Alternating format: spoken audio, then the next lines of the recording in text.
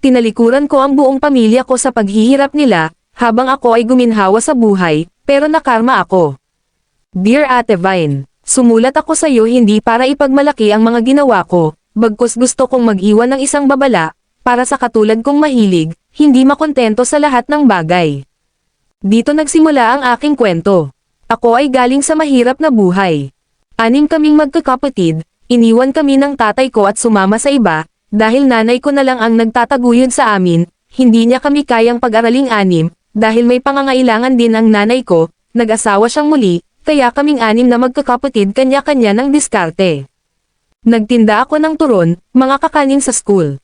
Noong ako ay 15 pa lamang, unang naisuko ko ang aking bataan, sa aking kinikilalang ninong, para sa aking pag-aaral. Inaaraw-araw ako ng ninong ko, ginawa ko iyon para makatapos ako ng high school man lang, nang ako ay makatapos na kapagtrabaho ako bilang isang sales lady sa isang mall malapit sa amin, yung 4 kong mga kapatid na mas panganay sa akin, mga nag-asawa na.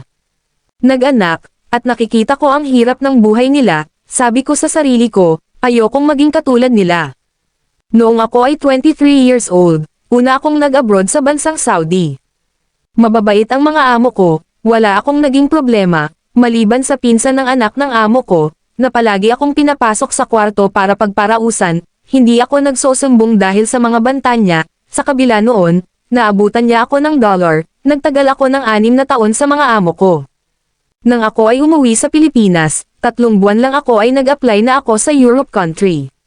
Sa totoo lang, naging mademo ako, hindi ako palagastos, hindi ako naging palabigay, sabi ko kasi, pinili nilang maging mahirap ang buhay nila, pinili nila na mag-anak ng mag-anak, kaya ganon kahirap ang buhay nila, ako pinili kong single, at harapin ang hamon ng buhay sa akin, para makaipon, pangarap kong yumaman, kahit sa anong paraan, dahil ayoko nang danasin ang hirap ng buhay na pinaranas ng aking magulang. Gumagastos din naman ako sa bahay, pero yung normal na gastos lang naman. Fast forward, nang ako ay nakaalis na, dito na umikot ang mundo ko sa Europa, sabi ko pa sobrang bait ng langit sa akin, dahil binigyan niya ako ng mababait na amo, at weekly day off, mahirap man ang trabaho, pero napapawi iyon sa tuwing day off, nagkaroon ako ng iba't ibang kaibigan, nagkaroon din ako ng iba't ibang karelasyon. Noong ako ay nag-finish contract, nag-apply na ako sa iba, dahil open visa ang napuntahan kong bansa, ako na ang nagbayad ng visa ko, at nakahanap ako ng mas magandang trabaho at malaki ang sahod. Yung 6 na taon ko sa Saudi noon, nakatabi pa rin sa aking account. At yung ngayon ay nakatabi rin, malaki na ang ipon ko, dahil hindi naman ako nagpapadala sa Pilipinas, hindi ko naman sila obligasyon padalhan, sabi ko nga, sila ang pumili ng buhay nila kaya magdusa sila, kahit ang nanay ko, na pinabayaan ako, dahil nag-asawa siya ng iba, may anak din siya doon, hindi ko rin pinapadalhan, bakit ko siya papadalhan, dahil sa kanya, naibigay ko sa ninong ko, ang kabataan ko, kapalit ng pag-aaral ko. Habang tumatagal ako dito sa ibang bansa, hindi rin ako nakaranas magbakasyon sa Pinas, dahil ayokong makita ang paghihirap nila, at ayokong umasa sila sa akin, kaya mas pinili ko na lang dito, at habang nagtatrabaho, ay nag-e-enjoy, nagjowa ng iba't ibang lahi, hinahanap na rin kasi ng katawan ko, yung mga kaganapan sa akin on my past. Last part ng buhay ko, nakilala ko si Dave, isang tourist man, isang afam din. Sa isang bar kami nagkakilala, alam nyo naman sa ibang bansa.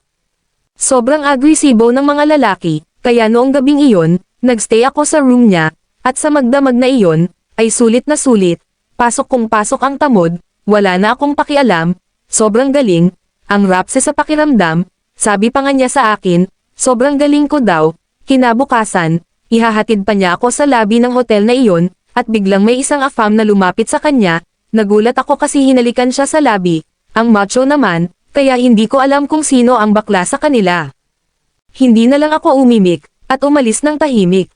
Mga 3 linggo napapansin ko na, nangangati ang kwebo ko, at ang sarap pa niyang kamutin, hindi ko iyon pinansin, dahil busy ako sa work, at maliban kay Dave 3 lalaki pa ang aking nakasiping, sa loob na 3 linggo bago ko naramdaman ang pangangati.